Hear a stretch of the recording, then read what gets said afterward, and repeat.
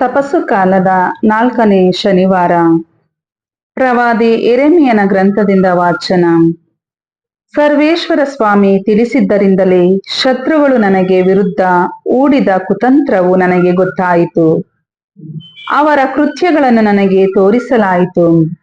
ನಾನಾದರೂ ವಧೆಗೆ ಒಯ್ಯುವ ಸಾಧು ಕುರಿಯಂತೆ ಇದ್ದೆ. ಮರವನ್ನು ಫಲಸಹಿತ ನಾಶಪಡಿಸೋಣ, ಜೀವಲೋಕದಿಂದ ಇವನನ್ನು ನಿರ್ಮೂಲ ಮಾಡೋಣ, ಅವನ ಹೆಸರೇ ಇಲ್ಲದಂತಾಗಲಿ ಎಂದು ಅವರು ಕುಯುಕ್ತಿ ಕಲ್ಪಿಸಿದರು. ಆದರೆ ನನಗೆ ಅದು ತಿಳಿದಿರಲಿಲ್ಲ. ಆಗ ನಾನು, ಸೇನಾಧೀಶ್ವರಾದ ಸರ್ವೇಶ್ವರ, ನೀವು ಋನ್ಮನಗಳನ್ನು ಪರೀಕ್ಷಿಸಿ ನ್ಯಾಯವಾದ ತೀರ್ಪನ್ನು ನೀಡುವವರು. ನೀವು ಅವರಿಗೆ ಮಾಡುವ ಪ್ರತಿಕಾರವನ್ನು ನಾನು ಕಾಣುವೆನು. ನನ್ನ ವ್ಯಾಜ್ಯವನ್ನು ನಿಮ್ಮ ಕೈಗೊಪ್ಪಿಸಿದ್ದೇನೆ ಎಂದೆನು. ಪ್ರಭುವಿನ ವಾಕ್ಯ. ದೇವರಿಗೆ ಕೃತಜ್ಞತೆ ಸಲ್ಲಲಿ. ಕೀರ್ತನೆ. ಶ್ಲೋಕ. ನಿನ್ನಾಶ್ರಯ ನರಸಿ ಹೇ ಸ್ವಾಮಿ ದೇವ, ನಾ ಬಂದಿಹೆನು. ನಿನ್ನಾಶ್ರಯವನ್ನರಸಿ ಹೇ ಸ್ವಾಮಿ ದೇವ, ನಾ ಬಂದಿಹೆನು.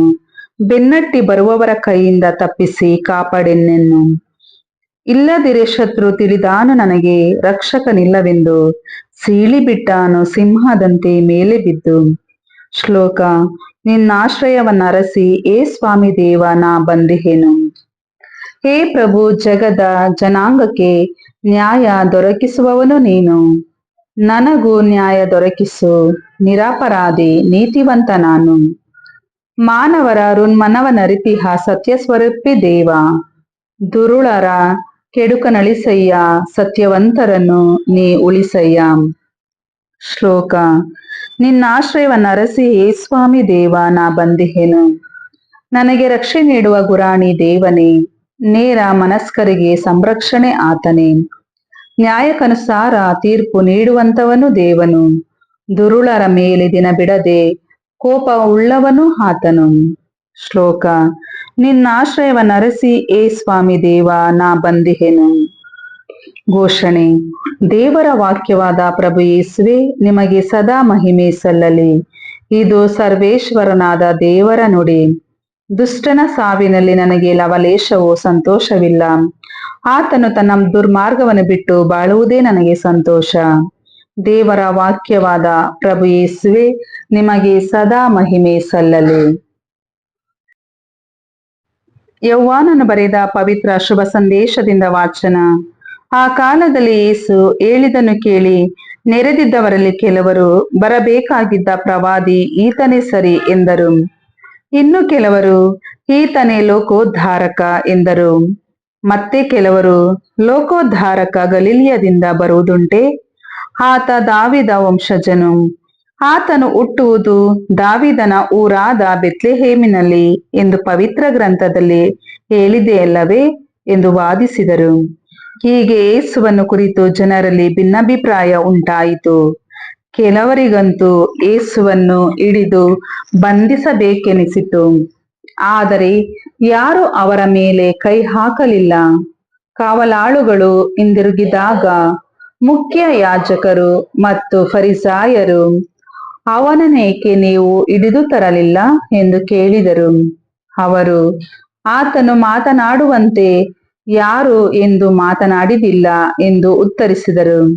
ಅದಕ್ಕೆ ಫರಿಸಾಯರು, ಏನು, ನೀವು ಕೂಡ ಅವನಿಗೆ ಮರುಳಾಗಿ ಬಿಟ್ಟಿರೋ? ನಮ್ಮ ಮುಖಂಡರಲಾಗಲಿ ಫರಿಸಾಯರಲಾಗಲಿ ಯಾರಾದರೂ ಅವನನ್ನು ನಂಬಿದುಂಟೆ? ಧರ್ಮಶಾಸ್ತ್ರದ ಗಂಧವು ಇಲ್ಲದ ಜನಜಂಗುಳಿ ಶಾಪಗ್ರಸ್ತವಾಗಿದೆ ಎಂದರು. ಅಲ್ಲಿದ್ದ ಫರಿಸಾಯರಲ್ಲಿ ನಿಕೋದೇಮನು ಒಬ್ಬನು. ಹಿಂದೆ ಯೇಸುವನ್ನು ಕಾಣಲು ಬಂದಿದ್ದವನು ಈತನೇ. ಈತನು ಅವರಿಗೆ, ಒಬ್ಬ ವ್ಯಕ್ತಿಯ ಹೇಳಿಕೆಯನ್ನು ಕೇಳದೆ, ಆತನು ಮಾಡಿರುವುದನ್ನು ಕಂಡುಕೊಳ್ಳದೆ ಆತನನ್ನು ದೋಷಿ ಎಂದು ನಿರ್ಧರಿಸುವುದು ಶಾಸ್ತ್ರಸಮ್ಮತವೇ ಎಂದು ಕೇಳಿದನು. ಅದಕ್ಕೆ ಅವರು, ನೀನು ಗಲಿಲಿಯದವನೋ? ಪವಿತ್ರ ಗ್ರಂಥವನ್ನು ಓದಿ ನೋಡು. ಗಲಿಲಿಯದಿಂದ ಯಾವ ಪ್ರವಾದಿಯೂ ತಲೆ ಎತ್ತುವುದಿಲ್ಲ ಎಂಬುದು ನಿನಗೆ ಗೊತ್ತಾಗುತ್ತದೆ ಎಂದು ಮರುತ್ತರ ಕೊಟ್ಟರು. ಪ್ರಭುವಿನ ಶುಭ ಸಂದೇಶ. ಕ್ರಿಸ್ತರೇ, ನಿಮಗೆ ಸ್ತುತಿ ಸಲ್ಲಲಿ.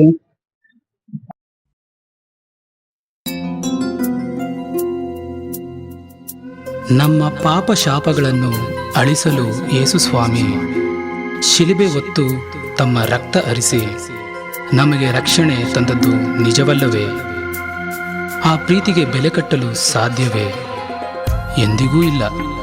ಆ ಪ್ರೀತಿಗೆ ಪ್ರತಿಯಾಗಿ ನಮ್ಮೆಲ್ಲ ಪಾಪಗಳನ್ನು ಒಪ್ಪಿಕೊಂಡು ಪೂರ್ಣ ಪಶ್ಚಾತ್ತಾಪದಿಂದ ಕಣ್ಣೀರಿನಿಂದ ಪ್ರಭು ಯೇಸು ಸ್ವಾಮಿಯಲ್ಲಿ ಕ್ಷಮೆಯನ್ನು ಯಾಚಿಸೋಣ.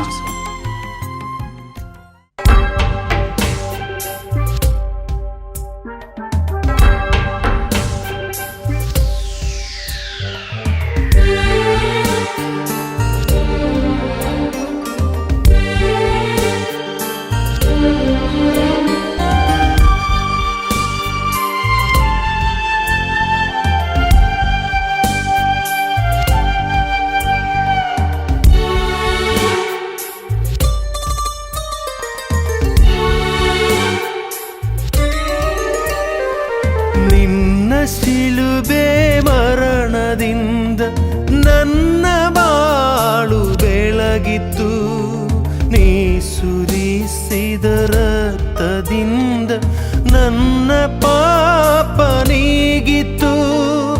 ಅಪ್ಪ ನಿಮಗೆ ಸ್ತೋತ್ರ, ಯೇಸುವೆ ನಿಮಗೆ ಸ್ತೋತ್ರ, ಅಪ್ಪ ನಿಮಗೆ ಸ್ತೋತ್ರ, ಯೇಸುವೆ ನಿಮಗೆ ಸ್ತೋತ್ರ.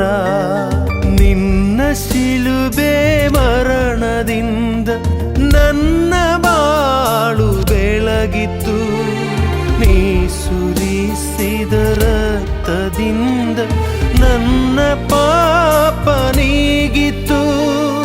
ಅಪ್ಪ ನಿಮಗೆ ಸ್ತೋತ್ರ, ಯೇಸುವೆ ನಿಮಗೆ ಸ್ತೋತ್ರ, ಅಪ್ಪ ನಿಮಗೆ ಸ್ತೋತ್ರ, ಯೇಸುವೆ ನಿಮಗೆ ಸ್ತೋತ್ರ.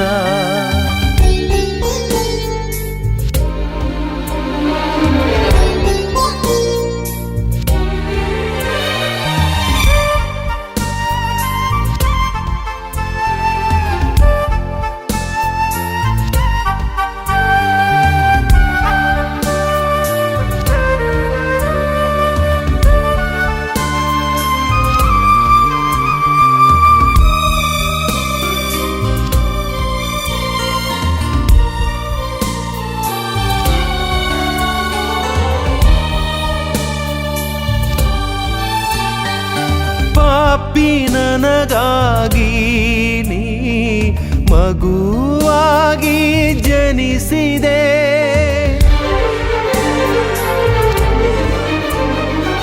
ಪಾಪಿ ನನಗಾಗಿ ನೀ ಮಗುವಾಗಿ ಜನಿಸಿದೆ. ನನ್ನ ಪಾಪವ ಅಳಿಸಲು ನಿನ್ನ ಪ್ರಾಣ ನೀಡಿದೆ, ನನಗಾಗಿ ಎಲ್ಲ ಪ್ರಭುವೇ, ನಿನಗಾಗಿ ಏನಿಲ್ಲ ಗುರುವೇ, ನಿನಗಾಗಿ ಏನಿಲ್ಲ ಗುರುವೇ. ನಿನ್ನ ಶಿಲುಬೆ ಮರಣದಿಂದ ನನ್ನ ಬಾಳು ಬೆಳಗಿತ್ತು, ನೀ ಸುರಿಸಿದ ರಕ್ತದಿಂದ ನನ್ನ ಪಾಪ ನೀಗಿತ್ತು.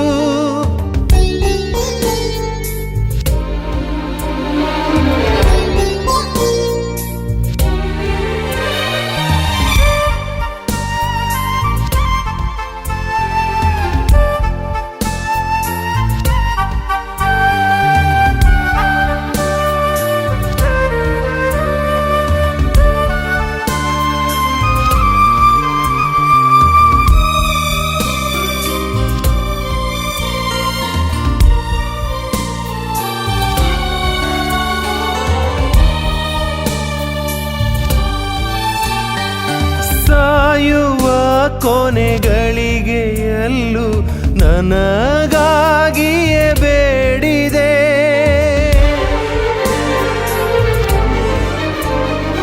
ಸಾಯುವ ಕೊನೆಗಳಿಗೆಯಲ್ಲೂ ನನಗಾಗಿಯೇ ಬೇಡಿದೆ. ನಿನ್ನ ಕೊನೆಯ ಉಸಿರಲ್ಲೂ ನನ್ನ ಬಗೆಯೇ ಚಿಂತಿಸಿದೆ.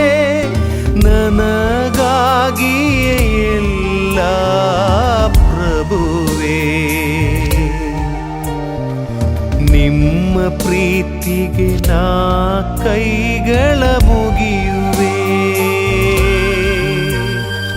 ನಿಮ್ಮ ಪ್ರೀತಿಗೆ ನಾ ಕೈಗಳ ಮುಗಿಯುವೆ. ನಿನ್ನ ಶಿಲುಬೆ ಮರಣದಿಂದ ನನ್ನ ಬಾಳು ಬೆಳಗಿತ್ತು. ನೀ ಸುರಿಸಿದ ರಕ್ತದಿಂದ ನನ್ನ ಪಾಪ ನೀಗಿತ್ತು. ಅಪ್ಪ ನಿಮಗೆ ಸ್ತೋತ್ರ, ಯೇಸುವೆ ನಿಮಗೆ ಸ್ತೋತ್ರ. ಅಪ್ಪ ನಿಮಗೆ ಸ್ತೋತ್ರ, ಯೇಸುವೆ ನಿಮಗೆ ಸ್ತೋತ್ರ. ನಿನ್ನ ಶಿಲುಬೆ ಮರಣದಿಂದ ನನ್ನ ಬಾಳು ಬೆಳಗಿತ್ತು. ನೀ ಸುರಿಸಿದ ರಕ್ತದಿಂದ ನನ್ನ ಪಾಪ ನೀಗಿತ್ತು. ಅಪ್ಪ ನಿಮಗೆ ಸ್ತೋತ್ರ, ಯೇಸುವೆ ನಿಮಗೆ ಸ್ತೋತ್ರ. ಅಪ್ಪ ನಿಮಗೆ ಸ್ತೋತ್ರ, ಯೇಸುವೆ ನಿಮಗೆ ಸ್ತೋತ್ರ.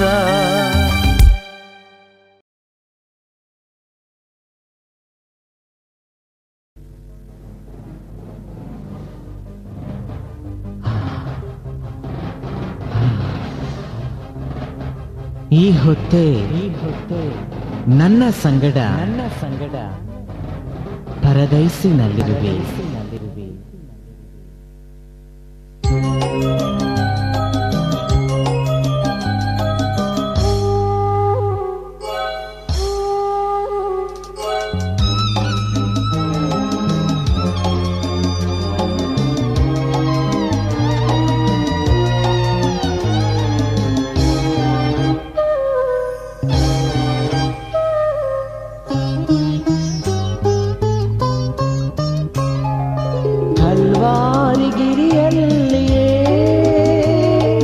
ಬಲುಘೋರ ಶಿಲುಬೆಯಲ್ಲಿ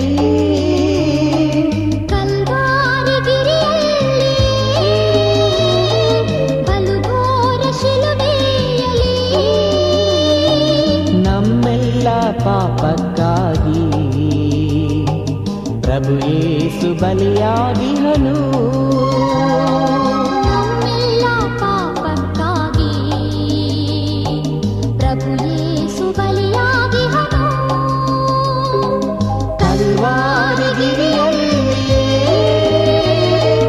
ಬಲುಘೋರ ಶಿಲುಬೆಯಲ್ಲಿ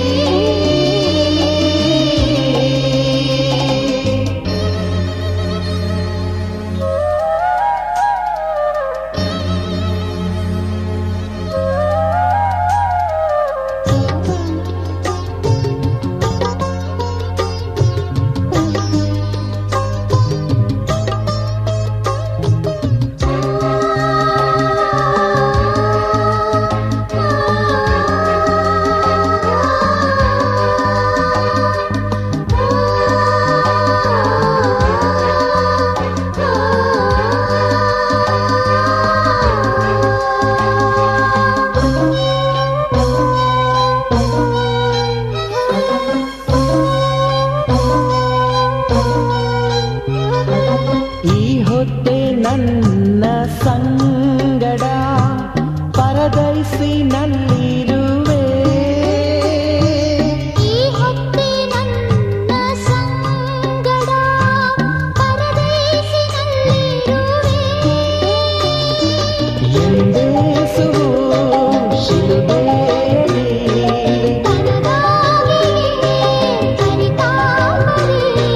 ನೊಂದಿರುವ ಕಳ್ಳನಿಗೆ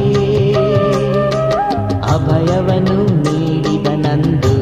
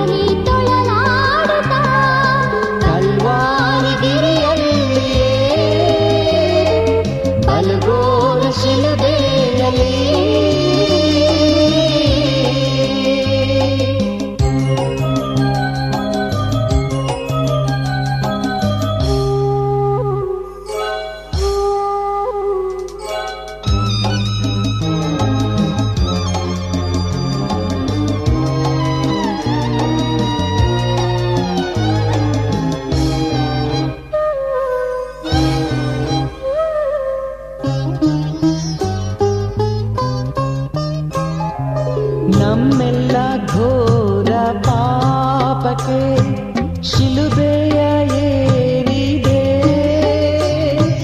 ನಮ್ಮೆಲ್ಲ ಘೋರ ಪಾಪಕ್ಕೆ ಶಿಲುಬೆಯ ಏರಿದೆ. ಹಿಂಸೆಯಲಿ ಬಾಧೆಯಲಿ ಬಹು ಪ್ರೇಮದಿ ಹೊರತಾವೆ ನೀ. ಅಪರೂಪದ ತ್ಯಾಗವನು ಜಗಕ್ಕೆಲ್ಲ ತೋರಿದೆ ದೇವಾ. ಅಪರೂಪದ ತ್ಯಾಗವನು ಜಗತ್ತೆಲ್ಲ ತೋರಿದೆ ದೇವಾ. ಅನುಕ್ಷಣವು ನಿನ್ನ ನೆನೆದು ಶಿರಬಾಗುವೆ. ಅನುಕ್ಷಣವು ನಿನ್ನ ನೆನೆದು ಶಿರವಾಗುವೆ. ಕಲ್ವಾರಿ ಗಿರಿಯಲ್ಲಿಯೇ ಬಲುಘೋರ ಶಿಲುಬೆಯಲಿ ಕಲ್ವಾರಿ ಗಿರಿಯಲ್ಲಿ ಬಲುಘೋರ ಶಿಲುಬೆಯಲ್ಲಿ ನಮ್ಮೆಲ್ಲ ಪಾಪಕ್ಕಾಗಿ ಪ್ರಭು ಯೇಸು ಬಲಿಯಾಗಿಹನು.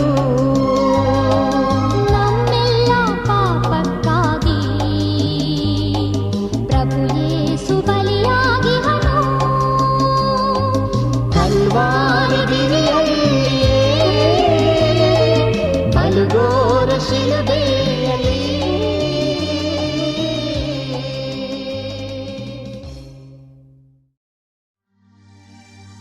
ಓ ಮಾನವ,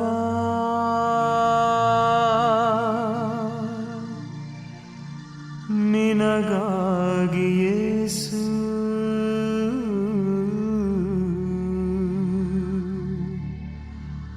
ಕ್ರೂಜೆಯಲ್ಲಿ ತೂಗುತ್ತಿರುವಾನಲ್ಲೋ.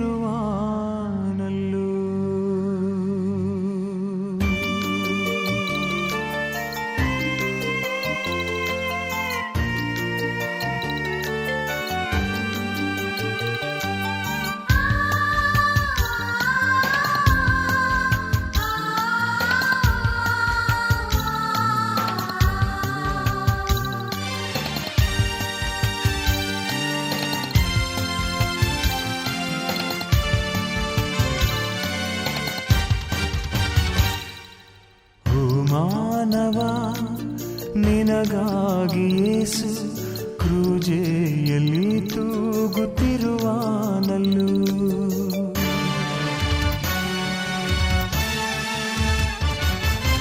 ಓ ಮಾನವ, ನಿನಗಾಗಿ ಯೇಸು ಕ್ರೂಜೆಯಲ್ಲಿ ತೂಗುತ್ತಿರುವಾನಲ್ಲೂ. ಓ ಮಾನವ, ನಿನಗಾಗಿ ಯೇಸು ಕ್ರೂಜೆಯಲ್ಲಿ ತೂಗುತ್ತಿರುವಾನಲ್ಲೋ. ಓ ಮಾನವ,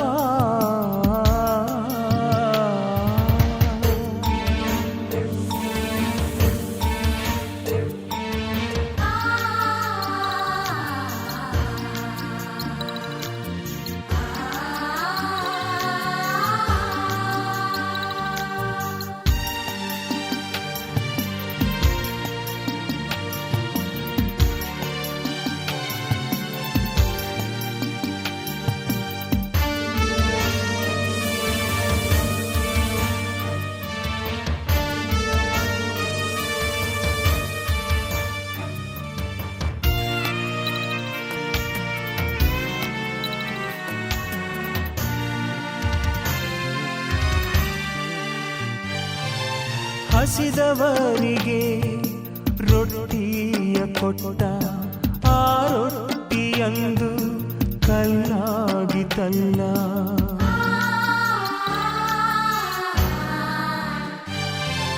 ಹಸಿದವರಿಗೆ ರೊಟ್ಟಿಯ ಕೊಟ್ಟ, ಆ ರೊಟ್ಟಿಯಂದು ಕಲ್ಲಾಗಿತಲ್ಲ. ಹೊಡೆದಾಗಾತನಿಗೆ ಸುರಿಯಿತು ರಕ್ತ ನಿನಗಾಗಿಯೇ.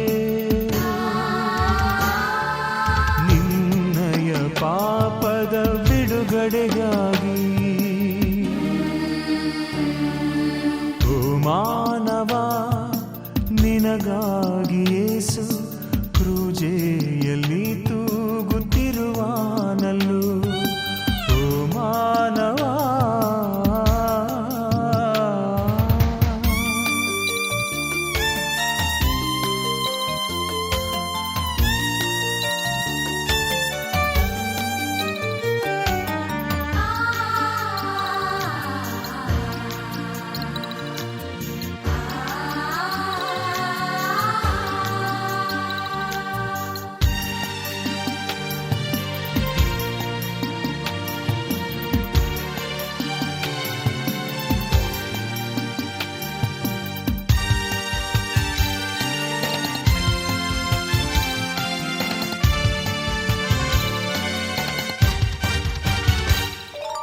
ಭೂಪರವನು ಸೃಷ್ಟಿಸಿದಾತನು ಭೂಮಿಯಲಿಲ್ಲ ಪರದಲ್ಲಿಲ್ಲ.